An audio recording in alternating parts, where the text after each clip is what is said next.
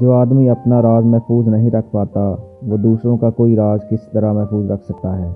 دنیا داروں کی صحبت سے پرہیز کر، کیونکہ اگر تنگ دست ہوگا تو تجھے حقیر سمجھیں گے اور اگر زیادہ مالدار ہوگا تو تجھ سے حسد کریں گے۔ صلہ رحمی کرنے سے بہت سی نعمتیں ملتی ہیں اور قطع رحمی سے طرح طرح کی تکالیف اور عذاب آتے ہیں۔ جو آدمی اپنی سلطنت اور حکومت میں ظلم کرتا ہے، لوگ اس کے ہلاک ہونے کی دعائیں کرتے ہیں۔ آدمی کی عزت مال سے، بزرگی دین سے اور مروت حسن خلق سے ہے۔ جو قناعت اور صبر اختیار کرتا ہے وہی غنی ہوتا ہے۔ جب تمہارے دل میں کسی کے لیے نفرت پیدا ہونے لگے تو فوراً اس کی اچھائیوں کو یاد کرنے لگو۔ جو آدمی اپنی قدر آپ نہیں جانتا تو کوئی دوسرا آدمی بھی اس کی قدر نہیں پہچانتا۔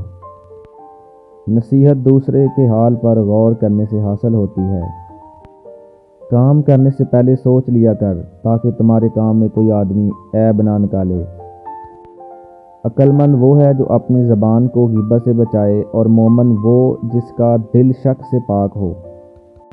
جو آدمی اللہ تعالیٰ کی بارگاہ میں عزت پا لیتا ہے اسے کوئی غالب سے غالب بھی ذلیل و رسوا نہیں کر سکتا۔